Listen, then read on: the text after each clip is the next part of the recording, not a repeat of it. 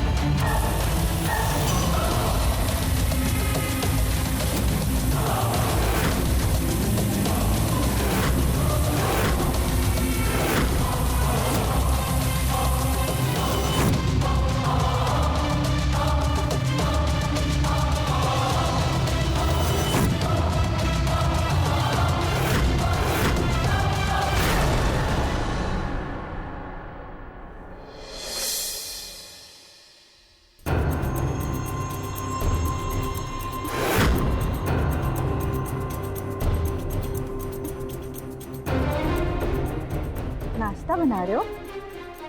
जी दीदी। इतना धीरे धीरे? डिनर टाइम तक तो मिल जाएगा, है ना? वो दीदी आदत नहीं है ना, इसलिए थोड़ा वक्त लग रहा है। मैं बस फटाफट लेकर आता हूँ अभी। जल्दी।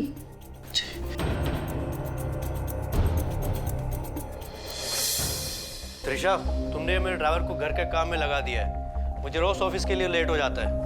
अब मैं भी क्या करूं? जब से पुरानी काम वाली घर का काम छोड़कर गई है ना, नई काम वाली मिल ही नहीं रही। अब मुझे तो इसके हाथ का खाना बिल्कुल नहीं पसंद। अब क्लच गियर बदलने वाले से आलू पूरी बनवाओगी तो और क्या होगा? आप तो महीने के 25 दिन घर से बाहर रहते हो और कम से कम मैं इसे खाना तो बनवाऊं।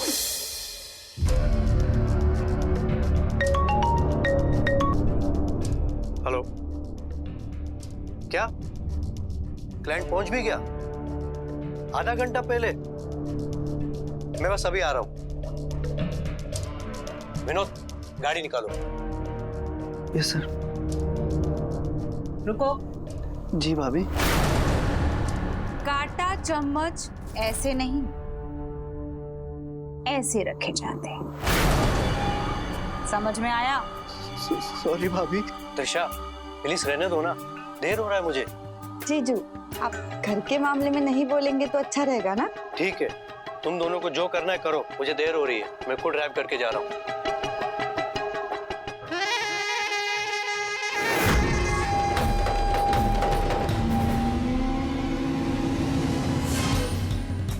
हाथ रखो।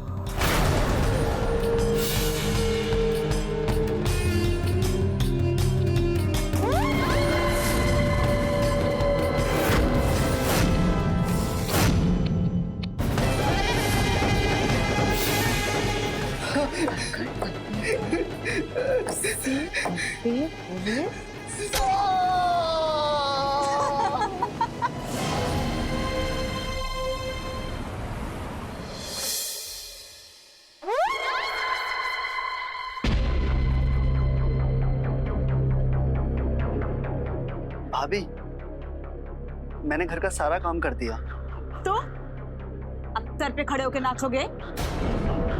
जा किचन में और काम कर। मैंने किचन का भी सारा काम कर दिया भाभी। तो फिर से कर ले, कोई फर्क पड़ जाएगा?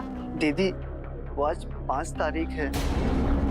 हाँ तो तेरा पगार तो हम 15 को देते हैं ना? दीदी पगार नहीं चाहिए, वो आज माँ से बात करनी है ना। ठीक है, करवा देते। पहले एक काम कर, 20 उठक बैठक कर। चल चालू हो जा। तेज से।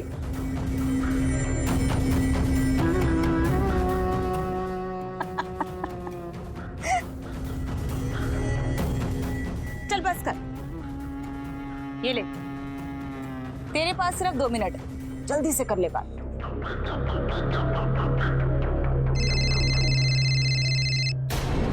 हेलो माँ, कैसी हैं आप? मैं ठीक हूँ, तू कैसा है? कुछ खाता पीता नहीं है? देख कितना कमजोर हो गया तू। नहीं माँ, मैं बहुत अच्छा हूँ। ये लोग मेरा बहुत ख्याल रखते हैं। पता है माँ, आज मैंने हलवा खाया था।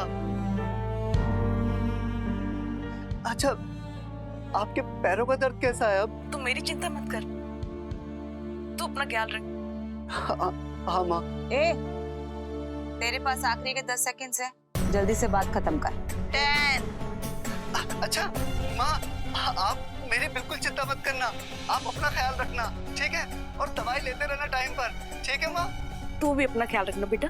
4। अच्छा रखता हूँ माँ, बाद में बात करता हूँ 5 तारीख को, ठीक है माँ? चल।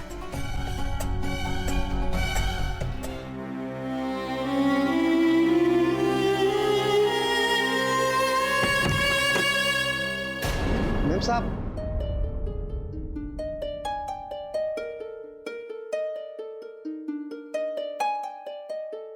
मैम साहब, आपने कहा था ना कोई लड़की काम करने वाली मिले तो बताओ, इसे काम चाहिए।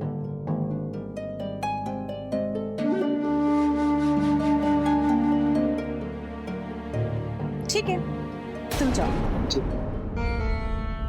साहब नमस्ते, मैं इसकी बुआ हूँ। सुमन को घर का सारा काम बहुत अच्छे से आता है। पर ऐसे कैसे हम किसी अजनबी को अपने घर पे रख लेंगे? मेम साहब, सुमन के माँ बाप तो गुजर चुके हैं, आप रख लीजिए ना। ठीक है, पगार 5000 महीना होगी। हाँ हाँ मंजूर है, बस आप 25,000 मुझे एडवांस में दे दीजिए।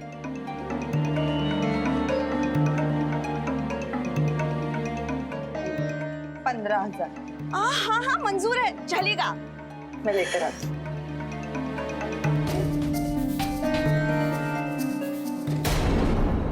बुआ, मैं यहाँ नहीं रहना चाहती बुआ।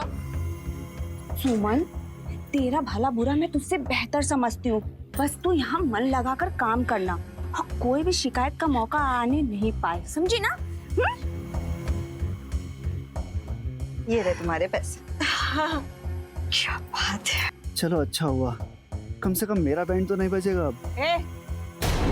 लेके जा इसे किचन में, और किचन में काम समझा।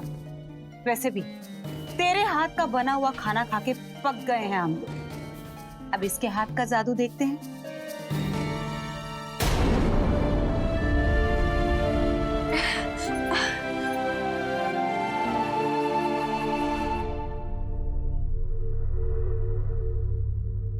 क्या हुआ, पहले कभी खाना नहीं बनाई हो क्या? नहीं, इतने अच्छे से नहीं आता बनाना। ठीक है, काम करो, तुम नमक मिर्च निकालो, तब तक मैं तड़का लगाता हूँ।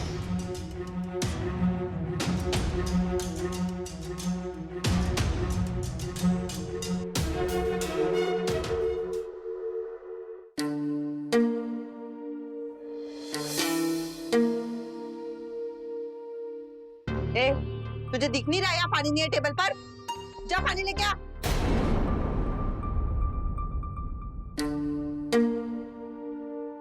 अरे वाह, दाल की खुशबू तो बहुत अच्छी है, खाकर देखती हूँ।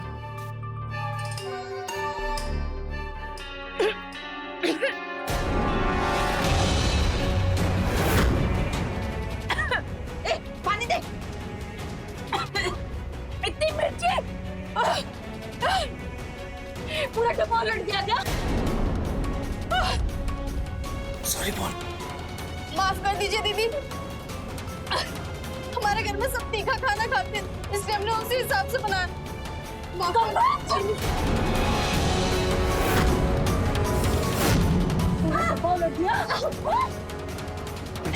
जीजू, कितना घर समझ के रखा तूने? मिर्ची का डब्बा लेके आ, चल। अभी पहली गलती है, माफ कर देते तो। ना बोला उतना करो। दीदी जी, माफ कर दीजिए। खोल मिर्ची का डब्बा, खोल। जल्दी खोल।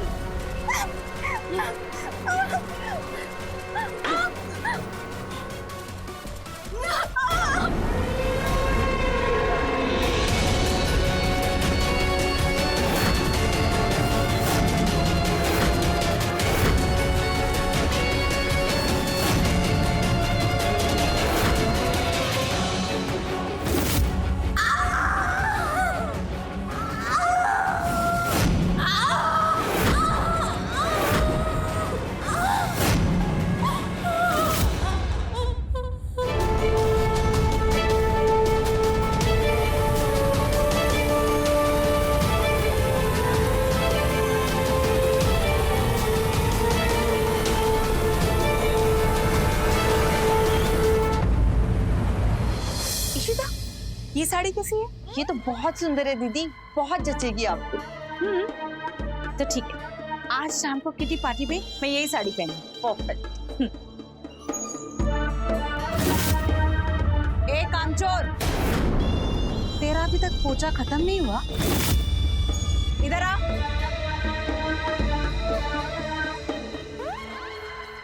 ये ले, साड़ी इस्त्री करके लेके आ। मुझे प्रेस करने नहीं आती।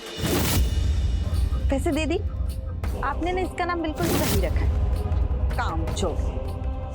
प्रेस ना करना पड़े इसलिए बहाना बना रही है, मुझे प्रेस करना नहीं आता। चलाएगी तभी तो आएगा। जा, साड़ी इस्त्री करके लेके आ। चल, पकड़, इस्त्री करके लेके आ। कामचोर।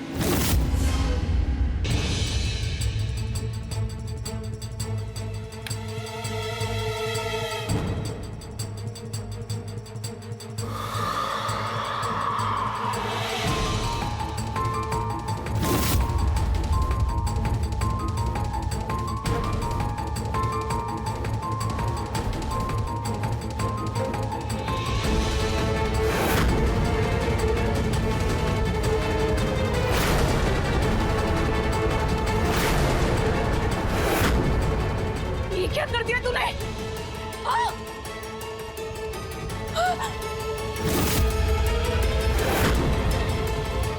मेरी साड़ी जला दी। तुझे हमने यहाँ काम करने के लिए रखा है या ऐसे काम खराब करने के लिए? मैंने तो आपको पहले ही बोला था, मुझे कपड़े इस्त्री करने नहीं आते। तो नौकरी में क्यों लगी थी? इसकी सजा तो तुझे मिलेगी।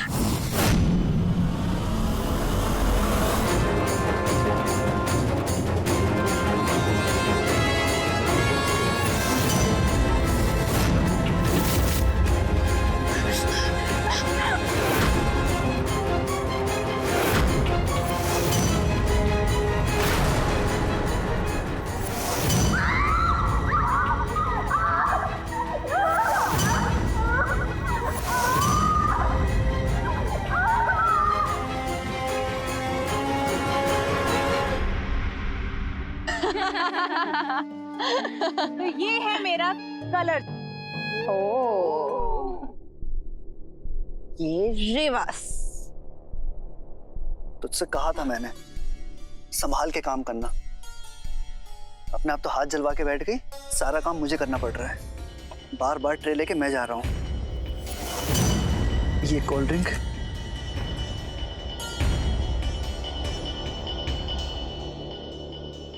सर जी भाभी। जाओ उस कामचोर को बुला के लेके आ। जी।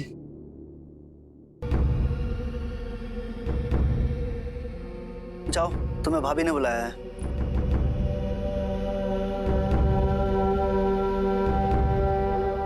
जी दीदी, आपने बुलाया?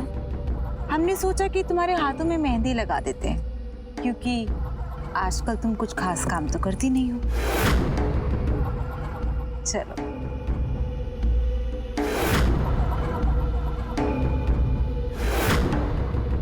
Attention please.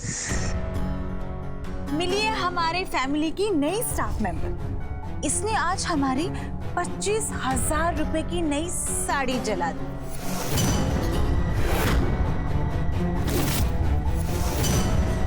फिर भी हमने इसे कुछ नहीं कहा। हमने सोचा कि चलिए इसे आज मेहंदी लगवा दें। ला, अपना हाथ आगे कर। ओफो, हम तो भूल ही गए, इस बेचारे का तो हाथ जला हुआ है। अब क्या करेंगे दीदी? कोई बात नहीं, हाथ जला है ना, चेहरा तो ठीक है। तो आप हाथ की बजाय इसके माथे पे मेहंदी से लिख दीजिए, कामचोर।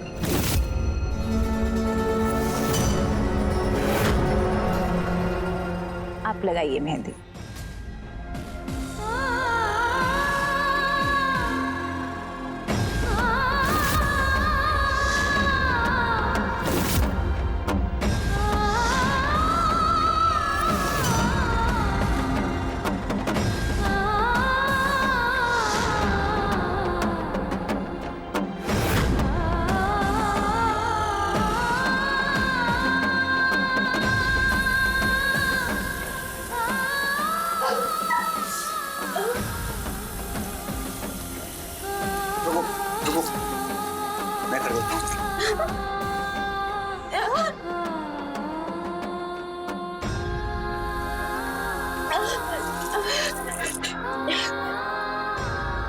बस हो गया। तो तुम्हारे हाथ पे दवाई भी लगा देता हूँ। सुनो, हमारी एक मदद कर सकते हो क्या? कैसी मदद? अपना फोन दिखा सकते हो? हमें एक कॉल करनी है। तुम लोग की ना यही प्रॉब्लम है, हाथ पकड़ाओ तो पूरा बाजू पकड़ लेते हैं। बस एक कॉल।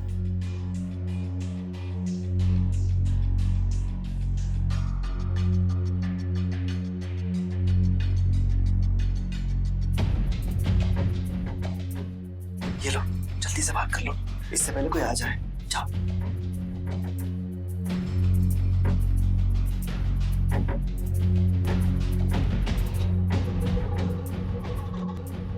हेलो हेलो बुआ, बुआ हमें यहाँ से लेके चलो। इन लोगों ने हमें बहुत मारा है बुआ, मेरा हाथ भी जला लिया। बुआ मेरे आंखें मिर्ची भी डाली है। मुझे लेके चलो, मुझे यहाँ नहीं रहना। हम कहीं और नौकरी कर लेंगे बुआ। हेलो, क्या हुआ? फोन कट गया क्या? कट गया या बुआ ने काट दिया? क्या रे, तेरे तो बड़े पर निकल आए हैं। हीरो बनेगा तू? नहीं भाभी। अपनी हीरोइन की मदद करेगा? उसे फोन देके? नहीं भाभी, वो तुझे हमने फोन इसीलिए दिया था ताकि हम तुझे फोन कर सके, इसीलिए नहीं कि तू ये फोन दूसरों को बांटता फिरे। तो इशिता, अब इन दोनों का क्या किया जाए? सजा तो देनी पड़ेगी ना दीदी। तो तुम्हारी सजा ये है कि अगली 5 तारीख को तुम्हारा कॉल कैंसिल। नहीं भाभी, माफ कर दीजिए प्लीज, आखिरी बार माफ कर दीजिए प्लीज, प्लीज दीदी माफ कर दीजिए। बंद कर अपना ये नाटक, चल बाहर बहुत काम है। जा।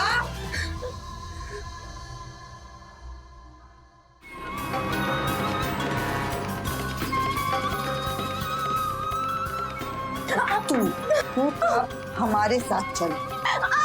तुझी क्लास तो हमें अच्छी से नहीं पड़ेगी।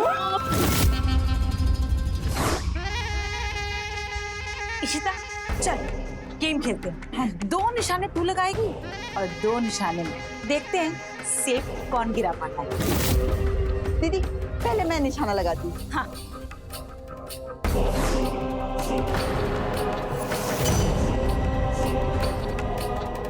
एक काम कर, हिल मत, सीधी खड़ी रह। वरना अगर हमारा चाकू यहाँ वहाँ लग गया तो हमें दोष मत देना।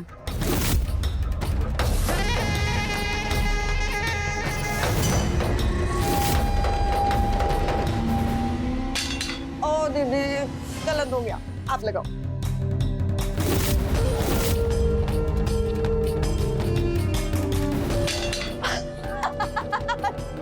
चल गया, अब मैं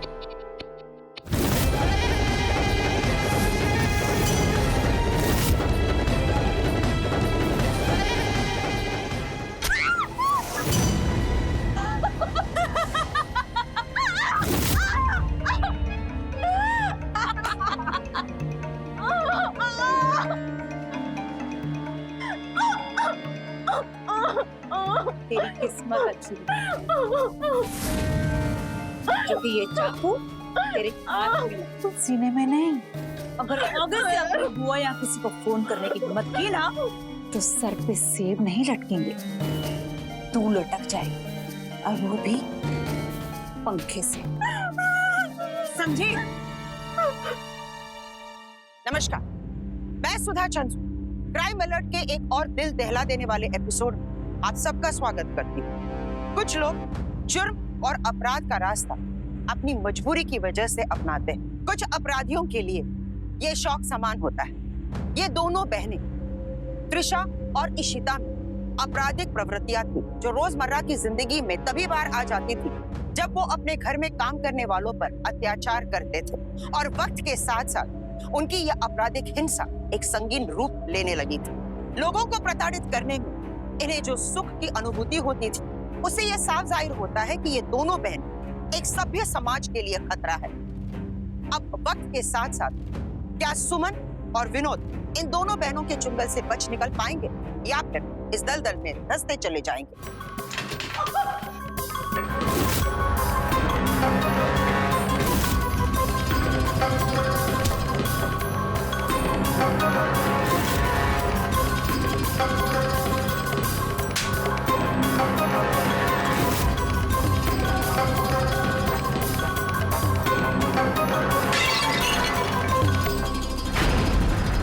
ये क्या किया तूने?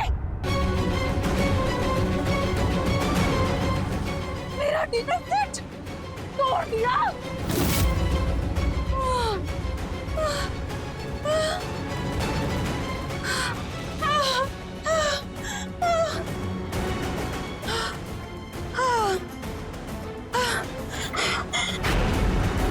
ये क्या कर रही हो दीदी आप? अपना दिमाग ठंडा कर रही हूँ मैं। बहुत गुस्सा आ रहा है मुझे, बहुत गुस्सा आ रहा है।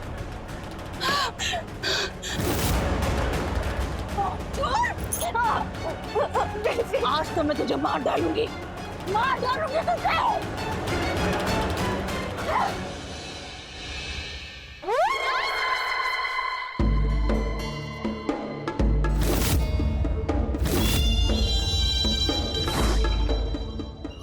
बांधो इसे।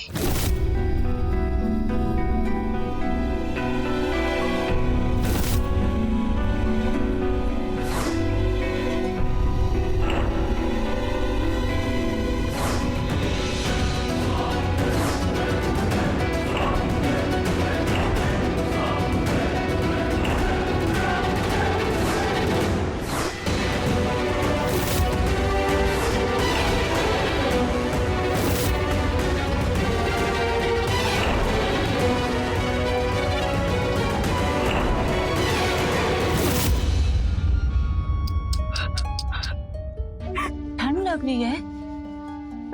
अच्छा है, जब हाथ ठंड से जम जाएंगे ना तो फिर प्लेट हाथ से फिसलेगी नहीं।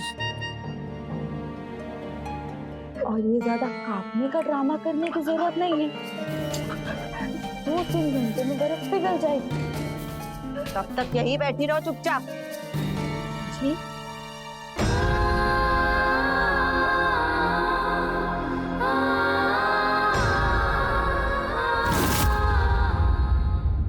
ये रात को 12 बजे की ट्रेन का टिकट है और ये कुछ पैसे। जब ये दोनों बहन सो जाएंगी ना तब चुपचाप घर से निकल जाना। कहाँ भाग रही है? चल चल मैडम के पास चल। ये टिकट और ये पैसे कहाँ से आए तेरे पास? बोल किसने दिए पैसे? क्राइम अलर्ट, जुर्म के खिलाफ आवाज। दीदी क्या है? उस सुमन को ना बहुत तेज बुखार है, कांप रही है वो। उसे डॉक्टर के पास ले जाएं। इतनी सी बात के लिए मेरी नींद खराब कर दी। हो जाएगी अपने आप ठीक।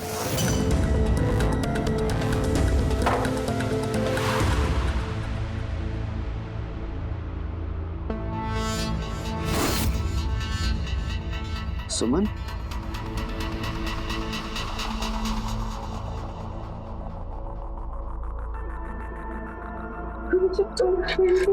हाँ हाँ, ये पट्टी लगा दूंगा तो इससे बुखार थोड़ा कम हो जाएगा।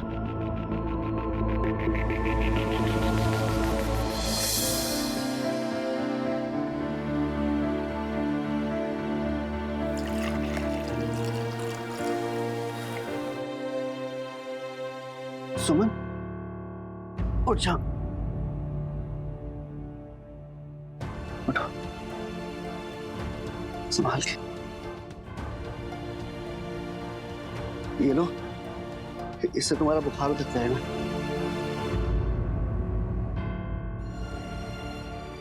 ये लो।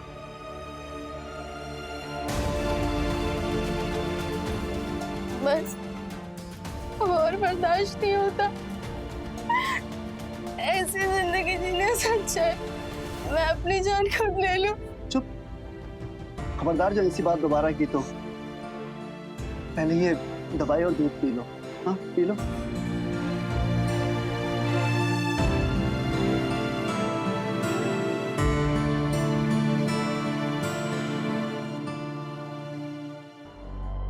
तुम इतना बर्दाश्त क्यों करते? उन्हें ये नौकरी छोड़ देते। मजबूरी है, कैसी मजबूरी? मेरी माँ, पहले वो भी यहीं पर काम करती थी। एक दिन उनकी एक छोटी सी गलती की वजह से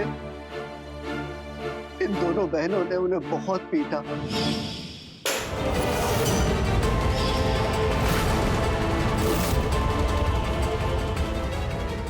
कम हुआ, तुझसे कोई काम ढंग का नहीं होता।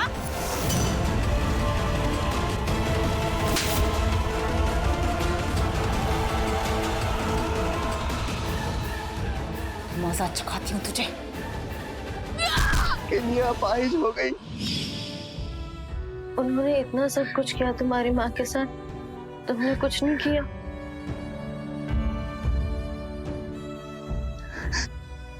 किया था। अच्छा नहीं किया तुमने मेरी माँ के साथ में। छोड़ूंगा नहीं मैं तुम्हें, पुलिस में जाऊंगा, रिपोर्ट लिखाऊंगा तुम्हारे खिलाफ। पुलिस के पास जाएगा? हाँ। रिपोर्ट लिखाएगा हमारी? हाँ। पुलिस के पास जाएगा तू?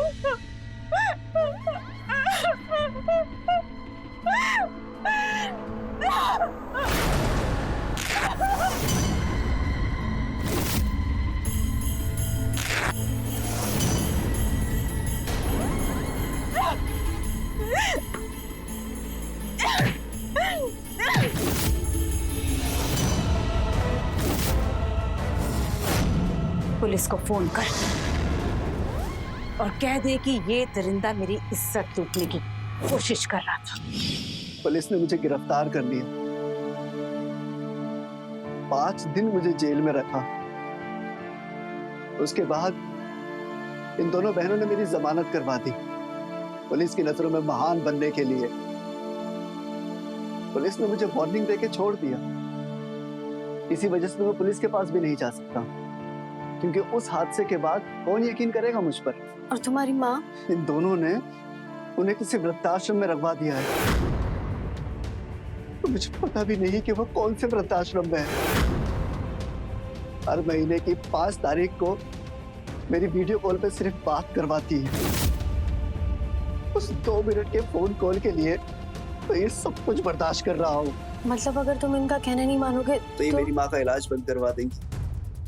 वाकई मैंने इनसे ज्यादा जुल्मी और बेरहम इंसान कहीं नहीं देखा। अरे इन्होंने तो अपने खुद के माँ बाप को भी नहीं छोड़ा। इतना परेशान किया उन्हें कि इनके आतंक से उन्होंने खुदकुशी कर ली। इसलिए साहब जी भी कुछ नहीं कहते इनके सामने। साहब जी को अपना बैंड बजवाना है क्या? चाहे इनसे कुछ कहेंगे। चलो इसी बात पर तुम थोड़ा मुस्कुराई तो। पर मुझे लगता है कि साहब को हिम्मत करके इन्हें किसी डॉक्टर के पास ले जाना चाहिए, मानसिक चिकित्सा के लिए। कुछ तो प्रॉब्लम है इन दोनों बहनों में, क्योंकि बिना वजह कोई इतना बेरहम नहीं हो सकता। तुम मेरी एक मदद करोगे? हाँ क्यों नहीं, तुम तो मेरी छोटी बहन की तरह हो। मैं यहाँ से भागना चाहती हूँ। लेकिन तुम भाग के जाओगी कहाँ? तुम्हारी बुआ तुम्हें वापस यही ले आएगी। वो मेरी असली बुआ नहीं है। मेरे माँ बाप अभी जिंदा हैं। गरीबी की वजह से मेरे माँ बाप ने उस औरत को मुझे बेच दिया। मुझे मेरे गांव वापस जाना है। क्या तुम मेरी बस की टिकट करवा दोगे? मैं तुम्हारे एहसान कभी जिंदगी भर नहीं भूलूंगी। तुमने मुझे अपनी बहन माना है ना, प्लीज बहन की इतनी सी मदद करोगे?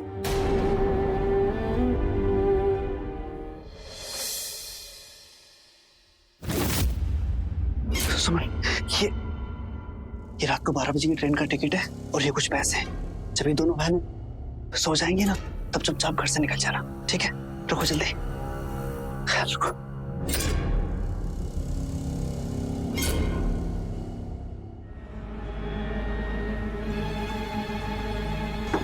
रुक, कहाँ भाग रही है?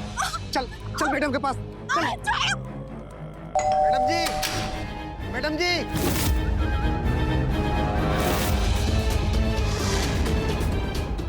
मैडम ये देखो, सुमन भाग रही थी। मुझे लगा कुछ चोरी करके भाग रही है। आप जरा देख लीजिए इसे। ठीक है, तुम जाओ, हम देखते हैं। जी।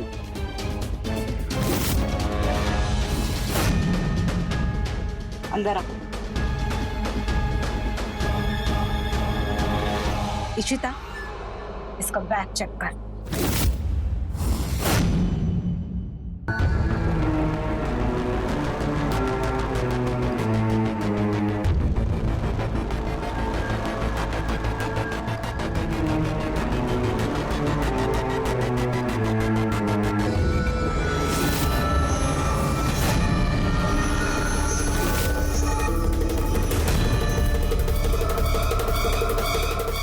ये टिकट और ये पैसे कहाँ से आए तेरे पास?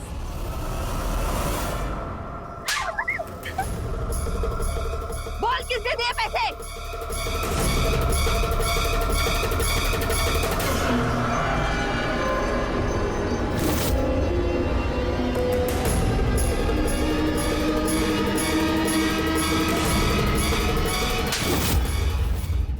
अफसोस, सुमन के भागने की कोशिश नाकामयाब रही।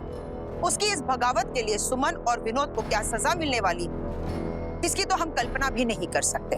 विनोद अपनी माँ की वजह से मजबूर था और सुमन के साथ तो सरासर अन्याय हुआ, जो इस मासूम उम्र में एक वस्तु की तरह उसे खरीदा और बेचा गया। इन परिस्थितियों में विनोद को थोड़ी सी हिम्मत दिखाने की जरूरत थी।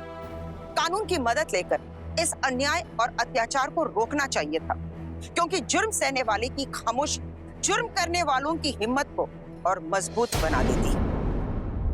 ये क्या कर रही हैं आप भाभी? फिल्म बना रही हूँ, और वो भी अडल्ट वाली।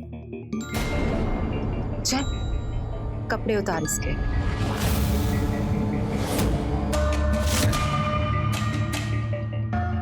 ये क्या कह रही हैं दीदी आप? तुझसे किसी ने राय मांगी? हाँ? चल, अब टाइम वेस्ट मत करना, शुरू हो जा। मुझसे ये नहीं हो पाएगा। तुझे अपनी माँ का दोबारा मुंह देखना है ना? हाँ? ये इलाज रुकवाऊं उसका? नहीं। चल, शुरू हो जा। थोड़ा स्माइल कर। रोना बंद। स्माइल, प्यार से हंस के। ए, तू भी स्माइल कर। मुझे माफ कर देना।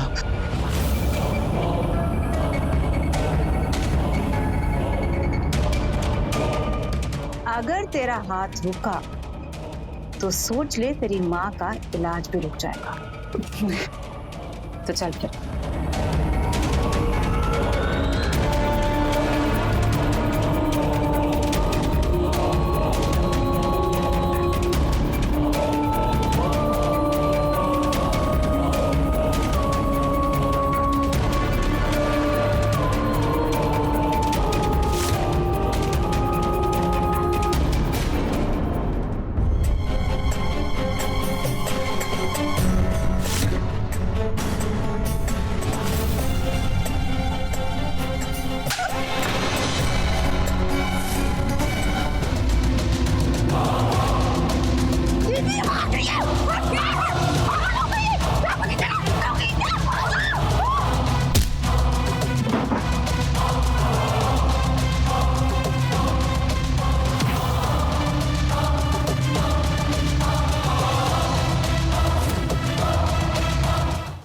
क्राइम अलर्ट, जुर्म के खिलाफ आवाज।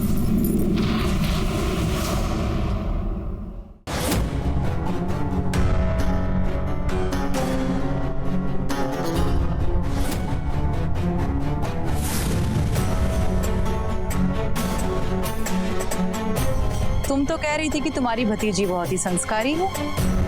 काम करने के लिए रखा था यहाँ पे, ड्राइवर पे डोरे डालने के लिए नहीं।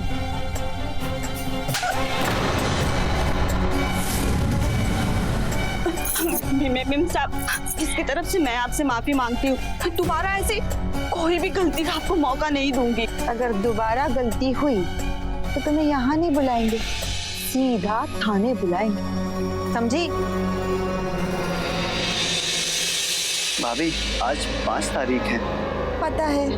तो माँ से बात? तेरी माँ तेरे से बात नहीं करना चाहती। ऐसा कैसे हो सकता है? तेरी वो वाली वीडियो, सुमन वाली, वो वो तेरी माँ ने देख ली।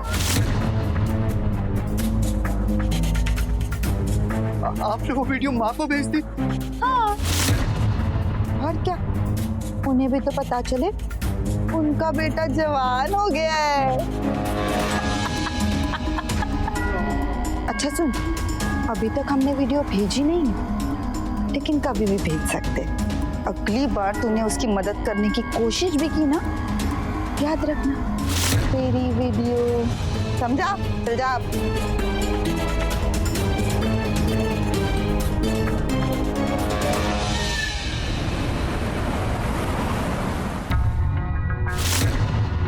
सुनो, क्या वाकई हमारे लिए सभी रास्ते बंद हो गए हैं? देखो सुमन, मुझे तुम्हारे पछड़े में नहीं पड़ना है। तुम जानो और तुम्हारा काम जाने। नहाने के लिए पानी गर्म हुआ कि नहीं? जी भाभी, देखता हूँ।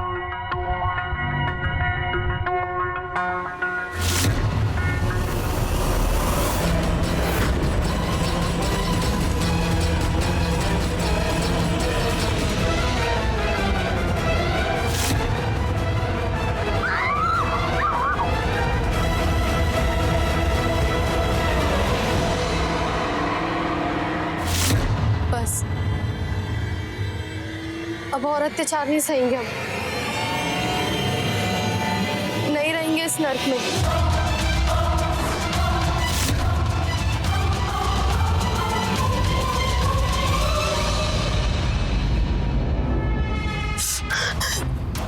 आज ही मौका है, निकल जाती हूँ।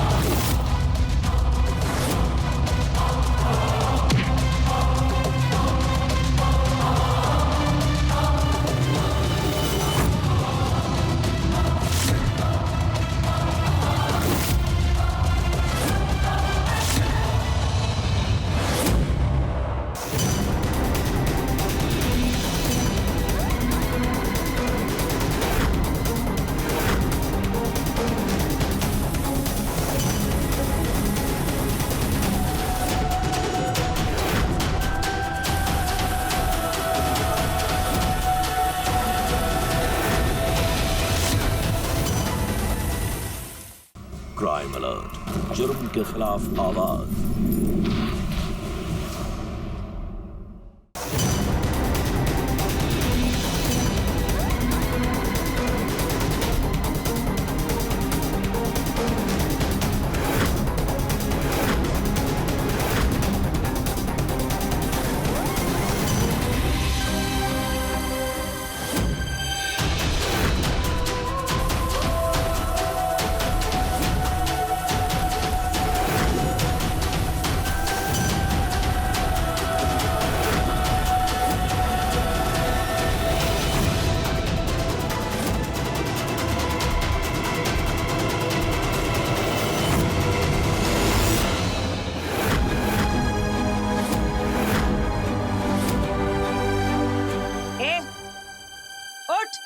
देख लिया हम लोगों पे हाथ उठाने का अंजाम। चल उठ जा, घर पे बहुत काम है। दीदी, लेकिन ये हिल क्यों नहीं रही है? कहीं बेहोश वेहोश तो नहीं हो गई? अरे नहीं, नाटक कर रही होगी, कामचोर तो है। 1 मिनट में देखती हूँ।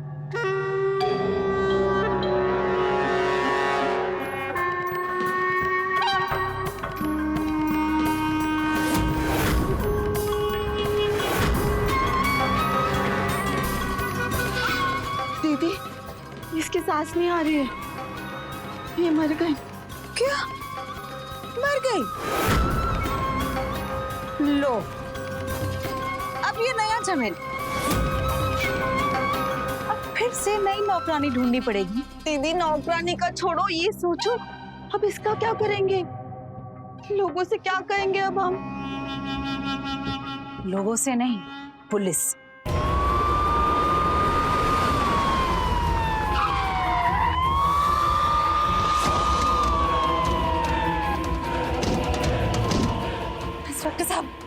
अच्छा हुआ आप आ गए। ये आदमी ने हमारी नौकरानी को मार डाला।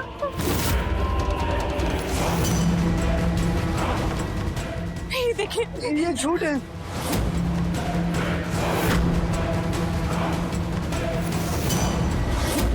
सर, हम आपको कुछ दिखाना चाहते हैं। हाँ दीदी, हाँ वो वीडियो दिखाओ। हाँ ये देखिए,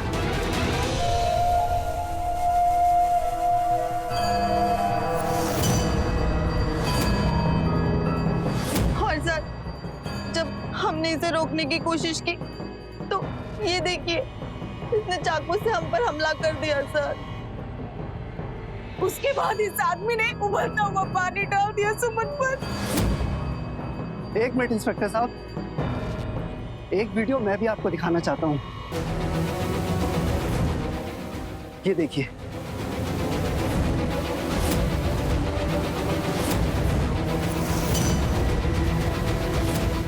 अब फिर से नई नौकरानी ढूंढनी पड़ेगी। दीदी, नौकरानी का छोड़ो, ये सोचो अब इसका क्या करेंगे। दीदी, लोगों से क्या कहेंगे हम।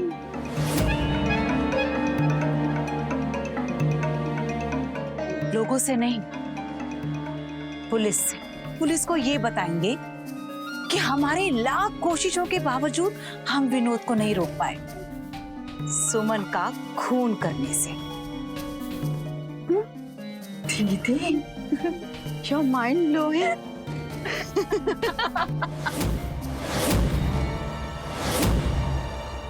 शर्म आनी चाहिए अपने घर पे काम करने वाली लड़की का खून करके, और इल्जाम इस बेचारे गरीब पे लगा। इंस्पेक्टर साहब, आज तक मैं इनके जुल्म सिर्फ इसीलिए सहता रहा क्योंकि मुझे पता नहीं है कि इन्होंने मेरी माँ को कहाँ रखा है। पूछिए इनसे, कहाँ है मेरी माँ। पहले भी इन्होंने झूठा इल्जाम लगा के मुझे फंसाने की कोशिश की थी, तब आप ही मुझे गिरफ्तार करके लेके गए थे। माँ का एड्रेस भी पूछेंगे। शायद तुम दोनों ने इंसानियत की चिड़िया का नाम है, ये तुमने सीखा ही नहीं। खैर, अच्छे अच्छों को ये जेल सबक सिखा देता है। त्रिशा, क्या हुआ सुमन को? आपकी बीवी और साली ने इन्हें मार डाला।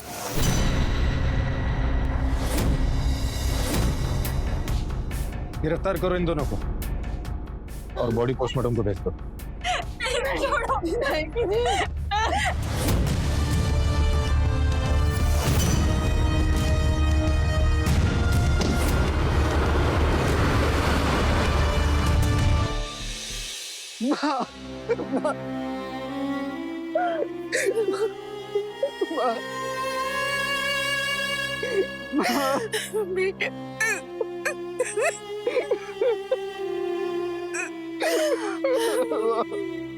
जो अत्याचार त्रिशा और इशिता सुमन और विनोद पर कर रहे थे, ये किसी भी विवेकशील इंसान के समझ और कल्पना से परे है। ऐसा करके इन दोनों को क्या संतुष्टि मिल रही थी, इसका जवाब हमें तभी मिल पाता अगर त्रिशा का पति उन्हें मानसिक चिकित्सा के लिए ले जाता।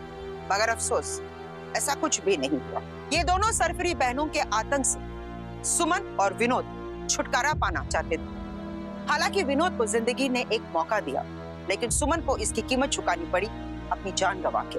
हमारे भारतवर्ष में न जाने ऐसे कितने मासूम लोग, बच्चे और बच्चियां हैं जो सुमन की तरह खरीदे और बेचे जाते हैं और उनकी मर्जी के खिलाफ जबरदस्ती उनसे गुलामी करवाई जाती।